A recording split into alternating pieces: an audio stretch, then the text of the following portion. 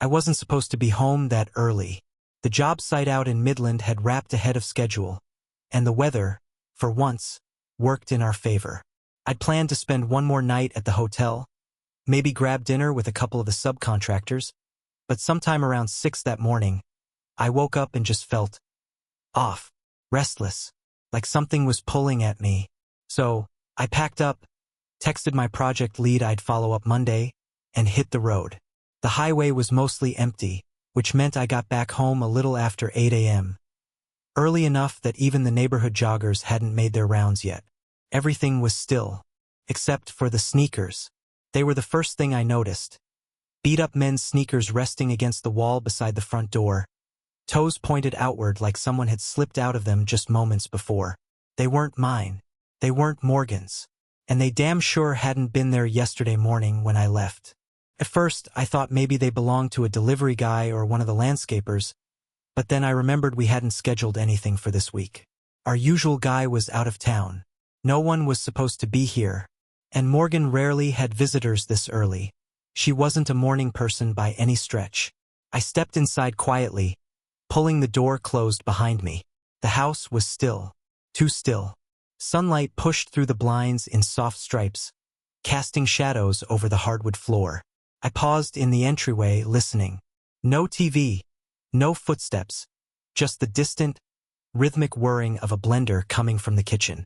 Then her voice, soft and airy, like she was humming to herself, something upbeat and wordless. I walked further in, my boots making soft thuds against the floor, and turned the corner. There she was. Morgan stood barefoot at the counter, facing away from me. Her hair was damp, dripping slightly onto the collar of her robe. She was wearing the gray silk one I'd bought her for our anniversary last year, the one she only ever wore when she wanted to feel good, when she was in a mood. She didn't wear it for just anything, and the fact that she was wearing it at 8 in the morning on a random Thursday struck me immediately. But that wasn't the first thing that hit me. It was the smell. That cologne. Deep, woodsy masculine. Not mine. Not one I'd ever used. And definitely not any kind of Eunice *X blend that could pass for hers. It lingered in the air like the ghost of someone who had just left. Or worse, someone still there. I must have made a noise, a shuffle maybe, or a shift of my weight, because she jumped, her shoulders tensing as she turned around. "Calvin?" she asked, wide-eyed and blinking. "I thought you weren't coming home till tomorrow." Her voice hit that high, practiced pitch people use when trying to sound surprised but not too surprised. Her smile came quickly, too quickly. "Plans changed," I said. My voice came out steady, but I was already scanning the room. My eyes flicked to the counter behind her, 2 coffee mugs. Only one half full, the other empty, rim still wet. She followed my gaze for half a second too long, then turned her body slightly, blocking the second mug with her hip like it was nothing. "Oh, those shoes at the door," she started, waving a hand toward the entryway without turning. "They're Derek's, from next door." Derek? I hadn't talked to that guy in over 3 weeks, and even then, it was about a fence repair, not a package. "He dropped off something for you. Said he was in a hurry. I told him you'd get it later. He must have just kicked off his shoes when he came in. I was going to bring them over later, but I didn't want to wake you with all the clunking around." Wake me? I hadn't told her I was coming home. I hadn't texted or called. I'd left it that way on purpose. My stomach tightened. "That's so?" I said, keeping my tone neutral. She nodded quickly, running a hand through her wet hair. "Yeah, he was in and out. Just wanted to make sure you got the folder. I left it on the desk in your office." There was no folder on my desk. I knew that before even checking. I nodded slowly, not wanting to start anything in that moment. I took a few steps closer, pretending to inspect the countertop. A thin trail of water led from the sink toward the hallway, puddling near the baseboards, like someone had dripped water all the way from a shower. Not just Morgan. She leaned against the island now, trying too hard to look relaxed. "You want coffee?" she asked, gesturing to the mug. I was just about to make another pot. "No, I'm good," I said, forcing a small smile. "Didn't mean to startle you. Just thought I'd surprise you." She gave a breathy little laugh, one of those fake, I'm not panicking kind of laughs. Well, you definitely did. I studied her. She wouldn't look me in the eye for more than a second. Her posture was defensive, one arm folded across her stomach. She kept adjusting her robe's belt even though it wasn't loose. In my peripheral vision, I caught another detail. The bathroom door half-closed. Normally, Morgan hated leaving it ajar after a shower because the steam would set off the smoke detector. That had happened twice already, and she was always overly cautious about it. But today? Door cracked. Steam still seeping out. Everything okay? I asked casually. Yeah, she said quickly. Just a busy morning. You know, catching up on stuff around the house. I got a late start. She spoke like someone flipping pages too fast in a script, eager to get to the part where everything made sense. I didn't call her out. I didn't ask why she was showering at 8 a.m. when she normally didn't get up till 9 on her work-from-home days. Or why Derek's shoes looked a size too big for even his frame. Or how the cologne hung so heavy in the air if he was just dropping something off. Instead, I said, well, don't let me interrupt, and turned to head upstairs. As I reached the top, I heard her in the kitchen, her voice quiet, muttering to herself. Then the blender started again. Louder this time, like she needed the noise. I closed her bedroom door behind me, leaned against it, and took a deep breath. Something wasn't right. I wasn't sure what, not yet. But I had eyes. And I remembered what things looked like when they were normal. This wasn't that. I walked over to my office, checked the desk.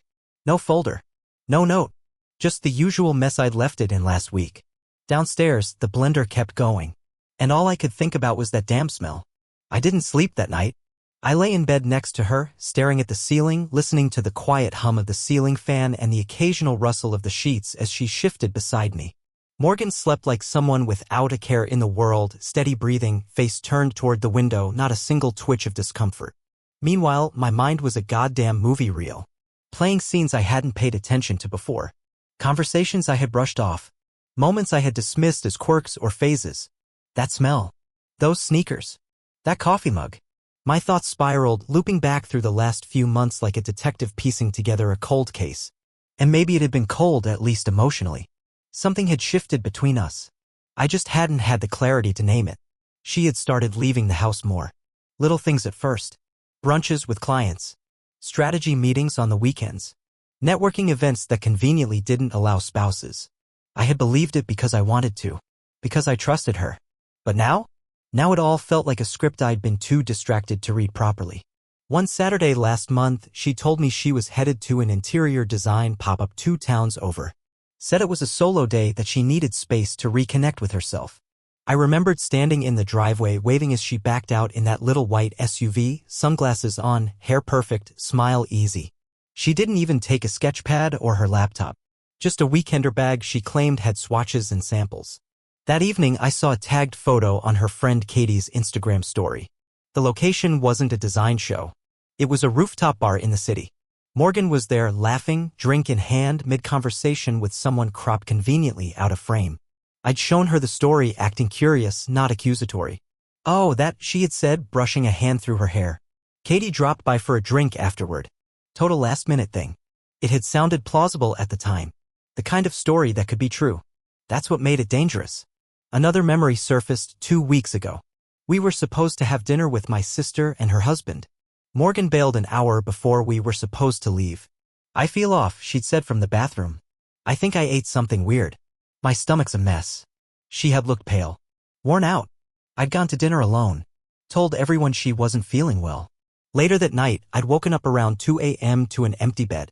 I found her on the patio in a hoodie and leggings, scrolling through her phone. The glow from the screen lit up her face. When she saw me, she jolted and flipped the phone over. You okay? I asked. Couldn't sleep, she'd replied. I didn't want to wake you. Just catching up on emails. I'd believed her. Why wouldn't I? We didn't have trust issues. Or so I thought. Then there was the phone thing. Morgan used to be casual with her phone. Left it on tables, counters, the couch, never thought twice. But lately, it never left her side. She took it into the bathroom, the laundry room, even out to get the mail. Always face down, always on vibrate. And that new habit, flipping her notifications off. She said it was for focus. Too many dings. K*LLS my concentration. But if I reached for it to check the time or use the calculator, she tensed. Every single time. Then there were the clothes. Her wardrobe had shifted fast. Out went the cozy knits and the practical flats. In came sleek, tailored blouses and heels too high for errands. She started wearing perfume again, subtle at first, then unmistakable. Designer labels she'd never cared about before suddenly filled her closet. I remember asking her once, "When did you get so into labels?" She had laughed. "You always said I deserved the best." True. I did say that. But now I wondered who else had echoed it. The thoughts ran in circles that night, each memory feeding the next. I couldn't turn it off. And the more I let myself dwell on it, the more glaring the patterns became. One in particular stuck with me, our trip to Austin 3 months ago. It was supposed to be a reset. A long weekend to disconnect from work and reconnect with each other. I booked a nice Airbnb with a private patio, planned dinners at places she loved. But she spent half the time on her phone. Texting. Taking calls. Claiming she was still managing a client crisis. I remembered standing on that patio alone, drink in hand, staring at the skyline while she sat inside on the couch, whispering to someone she claimed was her assistant. Her assistant didn't text her at midnight. Back then, I didn't think much of it. People get busy. Life creeps in. I figured we were both just stretched thin. Yeah? Now I wasn't so sure. By the time the sun rose, I'd replayed every detail I could think of. Every brushed-off answer. Every moment that now screamed inconsistency. I got up before she did. I needed space. I needed to be around something that made sense. So I went for a drive. I ended up at a diner we used to go to during our first year of marriage. Back when our idea of a date night was shared pancakes and split coffee refills. The same waitress, Bonnie, still worked the counter. She remembered me. We talked about her grandson for a few minutes before she poured me a cup of black coffee. I sat there, staring at my reflection in the window. Same guy. Same job. Same face. But I felt like I didn't recognize the world around me anymore. I started making a list in my head. Not just of suspicions, but of facts. Anchor points. Sneakers at the door. Not mine. Not a neighbor's drop by. Strong cologne. Mail sent. Fresh. Second coffee mug. Damp, recently used. Shower trail. More than one person. Changed routines, more work events, more solo outings. Pattern of avoidance, dodging plans, guarding her phone. Emotional shift, distant, distracted, often defensive. Physical change, new clothes, new perfume, new habits. Each line item added weight. Still, I told myself, I don't have proof. Not yet. Just a series of dots. But the truth is, I didn't need hard evidence to know that something was unraveling. I could feel it. In the quiet pauses of our conversations. In the way she touched me less. In the fact that I now had to wonder where she really was when she said, "I'll be home late." That night, back home, she acted like nothing had happened. Made pasta. Asked about my trip. Told me a story about her friend Carly's dog. I played along. Asked questions. Laughed in the right places. Didn't let on. But underneath the surface, I was studying everything. The way she avoided eye contact when I asked what she'd done that morning. The pause before she said, "Nothing special." The way her phone lit up face down beside her and she didn't reach for it immediately, just waited like someone used to ignoring what she couldn't answer. I wasn't accusing her. Not yet. I wasn't sure what I'd do even if I was right. But I knew this. I'd never been the paranoid type. Never snooped, never tracked, never doubted her without cause. But this wasn't nothing. And if I was going to figure out the truth, I needed to keep calm. So I smiled, twirled pasta around my fork, and listened to her talk about Carly's dog. All the while, I listened harder for the silence between her words. The plan was never to catch her. If I'm being honest, a part of me still wanted to be wrong. Despite everything, every instinct, every red flag, every carefully ignored pattern, there was this stubborn part of me clinging to the possibility that I was misreading it all. That the person I'd spent the last 7 years with wasn't capable of that kind of betrayal. But I had to know. I needed certainty. Not just gut feelings and bad vibes. Something concrete. Something final. So when a last-minute conference in Houston was canceled due to an unexpected storm, I didn't tell Morgan. I packed a bag anyway, kissed her goodbye like I was headed out for the week, and drove 10 minutes around the block before pulling into a friend's driveway. Curtis owed me a favor, and he was more than happy to let me crash at his place while I figured out my next move. "She's cheating, isn't she?" he asked as I dropped my overnight bag onto his guest bed. I didn't answer right away. "I don't know," I said finally. "But I think I'm about to find out." The next morning, I called into work with a made-up migraine and waited. Around noon, I drove past my own house like a stranger, heart hammering, eyes scanning the driveway. Her SUV was there. No unfamiliar cars. Yet, I parked a few streets down and waited. For hours, I sat in Curtis's truck with the windows cracked, sipping lukewarm gas station coffee and watching the house like a private eye. I told myself if I saw nothing, I'd let it go. At least for now. But around 2:20 p.m. a silver sedan pulled up to the curb. Not a neighbor. Not a friend. Not Derek. This guy was taller, stocky, clean-shaven with a sharp haircut and mirrored sunglasses. He didn't knock. Just walked up to the door like he'd done it before and let himself in with a casualness that turned my stomach inside out. The front door closed behind him. I stared. My brain went numb. No hesitation. No waiting on the porch. No checking to see if anyone was home. Just, in. I don't know how long I sat there. Maybe 10 minutes. Maybe 30. Long enough for the sun to shift and for that coffee to go stone cold. Long enough for me to know exactly what was happening behind that door. At 4:12 p.m. I made my move. I didn't creep. Didn't sneak. I walked up the driveway like it was any other day, heart thudding hard enough to drown out the crunch of gravel under my boots. The front door was unlocked. That somehow pissed me off more than anything else. I stepped inside. Quietly. Not a sound beyond the faint tick of the kitchen clock. The living room was undisturbed, couch pillows perfectly fluffed, a candle burning on the coffee table. Then I saw it, a man's dress shirt, half-folded and tossed carelessly across the back of the couch. Dark blue. Still warm from wear. A pair of black dress socks lay beside it. My jaw tightened. I didn't call her name. I didn't storm the house. I just walked slowly, steadily toward the hallway. The bedroom door was partially closed. The master bath door wide open. And from inside I heard voices. Muffled. A man's low chuckle followed by Morgan's laugh. That sound, her laugh, cut deeper than I expected. It was the kind of laugh she used to make when we were first dating. Unfiltered. Playful. Like she was still the woman who once tackled me into a pile of leaves in October because she thought it'd be funny. That laugh didn't belong to me anymore. The man stepped out first. He was wearing jeans and nothing else, hair damp, a towel slung casually over his shoulder. He froze when he saw me, eyes wide, mouth half open, as if trying to figure out whether to speak or bolt. Behind him, Morgan appeared. Same silk robe. Damp hair. Bare feet. Her face dropped like someone had cut the strings holding it up. Calvin, she said, her voice flat with disbelief. I didn't speak. Didn't yell. Didn't raise a hand or demand an explanation. I just looked at her. And then at him. Then back again. Morgan took a step forward, reaching out instinctively. It's not what don't, I said, and my voice was so even, so unlike anything I'd heard come out of me before, it surprised us both.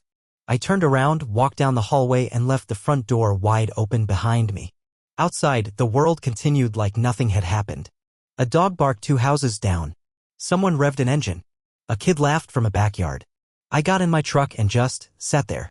My hands were still. My jaw locked. I stared straight ahead at nothing. I had my answer now. I had more than I ever wanted. And I felt empty. That night, I didn't go back to Curtis's. I checked into a loft downtown. One I'd been eyeing for months but never had a reason to rent. Exposed brick, clean lines, tall windows. It felt foreign, but clean. Like air after a storm. I didn't call Morgan. Didn't text her. Didn't reply when she messaged at 11:47 p.m. Calvin, please come back. I can explain. I read it once. Deleted it. I wasn't interested in explanations. I was interested in peace. The next day, I called my bank. The one after that, I called my lawyer. And 3 days later, I changed every password on every shared account we'd built together. The house? Still in my name. The business license? Technically mine too. I didn't touch her stuff. Not yet. But I began the quiet process of removing myself from the life she had turned into a lie. She could keep the robe. The kitchen. The memory of that man's shirt on our couch. What I took with me was silence. And the part of myself that still believed I deserved better. I didn't tell her I was leaving. I didn't pack with any ceremony or declare some dramatic exit. I didn't slam doors or write some scathing note she could hold onto like a souvenir of the fallout. Instead, I disappeared the way clarity does, quietly and all at once. She texted me the next morning like nothing had happened. Just a casual, "Can we talk today?" message at 9:13 a.m. As if maybe what I walked in on was a misunderstanding. Like I dreamt it up. I didn't respond. By then, I was already 30 miles outside Dallas, pulling into the parking garage of the loft I'd rented for the next 3 months.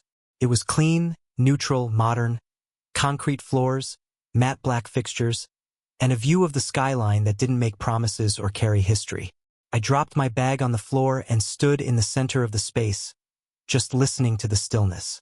Silence had never felt so loud, or so welcome. The first thing I did was change every password. Banking, credit, our shared Spotify. Even the dog's microchip info. Anything that once read Brooks and Morgan was now just Brooks. I shut down our shared Gmail, the one we used to manage the online business she'd grown into a boutique design brand. She'd always joked that I was the tech department, but when I deactivated the back-end dashboard, it wasn't a joke anymore. Her site went offline within minutes. The business email bounced. The PayPal account flagged for verification, then locked. I watched her world blink out in real time, not out of revenge, not even out of spite, just necessity. She had built her reputation on our joint foundation. My web dev *LLS, my networking connections, my late nights troubleshooting every digital hiccup she didn't want to deal with. Now she'd have to learn what it looked like without that scaffolding. I didn't block her number. That felt childish. But I muted it. Her name would come through silent, a reminder only if I went looking. For the first 3 days, she messaged constantly. Calvin, please let's talk. I didn't mean for you to find out like that. We can fix this. I know we can. Each text came in waves, alternating between guilt and optimism. But I didn't answer. I didn't feed the fire. I let her burn her words into the void, unanswered. I spent those first few nights walking the city, down through Deep Ellum, past the food trucks and murals, all the way to the quiet stretch of the Trinity Trails. I'd stop by a gas station on the way back, grab whatever microwave dinner didn't look like poison, and eat on the couch with the city lights flickering outside the window. I didn't cry. I didn't scream. But I grieved. In my own way. The kind of grief that doesn't come with sobbing, but with stillness. That quiet erosion of a version of your life you'd spent years believing in. There was a kind of power in that silence. A reclaiming. Morgan didn't understand that. Not yet. She called on the 5th day. I let it ring once, then hung up. Not to hurt her. Just to remind her. I knew she was calling, and I was choosing not to care. On the 7th day, I sent a single text. Please do not contact me further until you've moved out. That was it. No anger. No threats. Just a boundary she hadn't anticipated. By the 2nd week, her name stopped popping up on my phone. Either she got the message or ran out of things to say. And I stopped checking. I took out cash and split it between 2 new checking accounts. Removed her access from the joint card. Reassigned utilities. Contacted a realtor about appraising the house. Not to sell, but to affirm my sole ownership. Texas laws were on my side. I'd bought the house a year before we married. She had no legal claim unless she challenged it. Which she might. But I wasn't worried. I wasn't scared anymore. One afternoon, I got a call from our old friend Nate, the lawyer who helped me set up the LLC for our business. He sounded cautious, like someone trying to talk around a landmine. Hey man, Morgan reached out. I didn't respond. She asked me about the business ownership split, he continued. Said she assumed it was joint. Wanted to know if she could access the Stripe account. She can't, I said flatly. I know, he replied. I just thought you should know she's scrambling. I didn't ask him to cut her off. I didn't need to. People like Morgan, people who live in the gray area between truth and self-preservation, they rely on the assumption that everyone else will take the high road while they figure out their next angle. But I wasn't standing at the fork in the road anymore. I was already gone. The loft became a sanctuary. I added little things. A plant I knew how to *LL but bought anyway. A Bluetooth speaker for jazz I pretended to enjoy. A new French press because I was tired of remembering how she used to take her coffee. And I started waking up earlier. Not because I had to, but because I could. No more waiting for someone to text me their schedule. No more pretending I didn't notice when she left her phone face down at dinner. No more asking where she'd been, only to get a vague running errands and a distant kiss. This silence wasn't absence. It was autonomy. I got a call from her mother around week 3. Voicemail. Concerned. Polite. A little rehearsed. Hi Calvin. Just checking in. Morgan mentioned you'd taken some space. We hope everything's okay. If you need anything. I didn't call back. Morgan always hated that I got along with her parents more than she did. Her mom and I bonded over sarcasm and our mutual love of college football. Her dad liked me because I could fix things without YouTubing them. I wondered if she had told them the truth. Probably not. Probably gave them some half-truth about a rough patch or a communication breakdown. She was good at that, making things sound salvageable. But not this time. This time I had removed every safety net. Quietly. Completely. She was left with the wreckage of her choices. I heard through a friend that she showed up at a local networking event without her usual team. Said she looked flustered. Said she claimed a tech crash had delayed a product launch. What she didn't say was that the tech crash was me pulling the plug. She sent one last message after that. I know I hurt you, but you're punishing me in ways I don't deserve. Please let's talk. I didn't reply. Because the thing was, I wasn't punishing her. I wasn't interested in retribution. This wasn't about vengeance. It was about liberation. And once I found the strength to walk away, I realized how long I'd been carrying the weight of someone else's indecision. Yeah? I'd found clarity. And she was left to sit in the silence. Weeks passed. No messages. No calls. No explanations. The silence stretched long and wide like an unfamiliar landscape, and for once, Morgan had to walk it alone. From the outside, nothing had changed. The house still stood. Her car still pulled into the driveway every evening. She still posted the occasional curated sh*t on social media, filtered smiles, boutique cappuccinos, a photo of some desk setup with an inspirational caption like, "Grind now, shine later." But the foundation underneath had cracked. And slowly, everything she'd built on it began to buckle. It started subtly. A missed delivery. A bounced subscription payment. An email to her design clients that went out blank because I had disconnected her branded domain from the auto-email platform. Without a functioning website, the client portal she used to coordinate projects redirected to an error page. Her carefully maintained online reputation, one she'd spent years perfecting with testimonials and slick visuals, became a dead end. She tried to relaunch it under a new domain. But the SEO clout was mine. The Google indexing was tied to the original site. The backend login had been connected to my developer license. She couldn't rebuild without starting over, and the web design firms she reached out to quoted her thousands. I had built her digital empire. And now she had to learn what that meant. By the third week, I started hearing from people. Quiet texts. Subtle check-ins. Friends we shared, people who had once sat across from us at wine tastings or game nights. They didn't ask directly, but they were probing for the truth. Hey man, everything cool with you and Morgan? Haven't seen you guys around lately? I saw her post about the rebrand. Is that something you're still part of? I didn't answer any of them in detail. I just said I've stepped away and left it at that. I didn't need to tell the whole story. The unraveling would do that for me. I heard she canceled a retreat she was scheduled to host, some influencer-style summit for creatives that she had hyped on social for months. Word was the venue deposit bounced. Her co-host pulled out. And the newsletter she sent out to attendees came from a generic Gmail account because her branded one had been flagged for suspicious login attempts, mine, cleaning house. Still, she tried to maintain appearances. Morgan had always been good at image. But there's only so much you can do when the gears behind the curtain stop turning. She started selling things. Not publicly, of course. But it didn't take much to notice when that pair of designer heels vanished from her Instagram, or when the expensive espresso machine we bought last year turned up on Facebook Marketplace listed under a vague alias. I saw the listing. She called it barely used and asked $600 for it.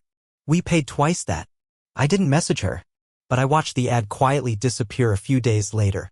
I imagined her wrapping the machine in dish towels, boxing it carefully, and handing it to some stranger while forcing a smile. It wasn't about the money. It was about control slipping through her fingers. One of her longtime clients, an architect from Frisco, reached out to me through LinkedIn. Hey Calvin, his message read. I know this is awkward, but I've been trying to get in touch with Morgan for weeks. She missed a few deadlines. The new design files she sent were corrupted. I don't want to escalate it, but I paid a pretty sizable deposit. I didn't respond. Instead, I forwarded the message to her personal inbox and let her sit with it. She replied 2 days later with a simple, "Why are you doing this?" I didn't write back. Because here's the thing, none of this was revenge. It was consequence. And consequence is different. It's quiet. It's patient. It doesn't shout or demand. It just waits while everything false crumbles under the weight of reality. I'd heard she'd gone back to a few of the friends she once called casuals, people she used to mock for having day jobs and steady paychecks. Suddenly, those people became lifelines. She messaged one of them, Angela, about helping with some admin overflow from her freelance work. Angela sent me a **T. Hey, hope you're doing well. I'm scaling a bit and could really use someone to handle a few inbox and calendar tasks. Would love to reconnect. Angela had replied politely, then deleted the thread. She must be desperate, she texted me after. She used to act like she was above all this. Morgan always prided herself on being self-made. But being self-made is only as sturdy as the scaffolding holding you up. She started showing up alone to events. At least, the ones she could still afford to attend. A friend from our circle said she walked into a product launch 2 weeks ago wearing the same outfit she'd worn to another event just a month prior, a rarity for someone as image-conscious as Morgan. When asked about me, she just gave a vague smile and said, he's focusing on work right now. Technically not a lie. I was focusing. Just not on what she thought. At the end of that month, I received a notice that our shared storage unit was overdue. She'd stopped paying the bill. I went to clear it out before they auctioned it off. Inside were the remnants of a curated life, seasonal decor, old product samples, boxes labeled Brand Collab 2022, and a mannequin dressed in a floral wrap she once wore during a live-streamed design tutorial. It was all dust now. I kept none of it. I hired a junk service, told them to take everything except a small box of photo prints I wanted for legal documentation. When the crew left, the unit echoed with emptiness. Like her marriage. Later that week, I stopped by the house. Just once. I needed to retrieve a document from the safe I had forgotten during the initial move. I texted ahead, told her I'd be there at noon. She didn't respond. But when I arrived, she was there standing on the porch with her arms crossed, waiting. She looked smaller. Not physically. Just diminished. There were bags under her eyes. Her hair in a loose bun. She wore the same hoodie I'd seen 100 times before, only now it hung off her like it didn't belong. Calvin, she said, voice barely above a whisper. I nodded and walked past her into the house. The air smelled the same, lavender and wood polish, but it felt foreign now. Like a model home someone was pretending to live in. I found the document, took what I needed, and turned to go. Please, she said as I reached the door. Talk to me. I paused. She took a step forward. I know you hate me. I know I messed everything up. But I'm drowning here. Everything's falling apart. I don't know what to do. I didn't speak. She waited. I thought I could fix it, she whispered. But I didn't realize how much of my world depended on you. There it was. The truth she never wanted to say out loud. She didn't miss me. She missed the life I'd helped her build. I opened the door. Goodbye, Morgan. And I left. After that last encounter, I didn't go back. I'd made my exit. She'd made her bed. But the fallout didn't stop just because I stepped away. If anything, the silence only made it louder for her. I learned through our lawyer that she tried to fight for partial business rights, claimed she had a creative stake. But the LLC paperwork told a different story. Her name wasn't on the founding documents. The bank account was mine. The tax forms? Filed solo. The house? Purchased pre-marriage with no joint contributions documented. Every ours turned out to be mine once it was scrutinized under legal light. She hadn't just lost me. She'd lost her financial safety net. Her personal brand, which had thrived on polished content and the illusion of independence, was now collapsing under the weight of its own fiction. She couldn't maintain appearances or keep up with invoices. Clients ghosted. Collaborations dried up. The professional world that once celebrated her began to distance itself, politely but definitively. A friend mentioned she'd taken up shifts at a boutique part-time. Just enough to keep rent going on a 1-bedroom apartment across town. The irony? She used to mock people who clocked in and out of jobs they didn't love. Now she was one of them. Her phone plan, once on my account, was cut off. Her streaming services lapsed. She started posting less. Or maybe I just stopped looking. I wasn't gloating. I wasn't rooting for her downfall. But I wasn't saving her either. Because this wasn't punishment. It was what happened when the mask came off and there was no one left to clap for the performance. Weeks later, she showed up at my office. She must have remembered the address from a conversation we had months back when I'd casually mentioned the expansion. But she had no idea what it really was. She pulled into the parking lot of a high-rise in Dallas, likely expecting to find a modest workspace or maybe a shared co-working suite like we used to rent during our startup days. Instead, she found a steel and glass building with a lobby lined in granite and security at every door. And on the wall behind the reception desk, engraved in brushed metal, were the words, Calvin Brooks, Regional Vice President, Strategy Division. I didn't see her, but I didn't need to. An hour later, I got a text. You're not the man I thought you were. I read it once, then again, and I smiled. Because she was right. I wasn't the man she thought I was. I was better. And now she had to live with the fact that the person she believed was dependent on her was the one holding everything together the entire time. The difference? I didn't need her to know that. But now she finally did. And that was enough.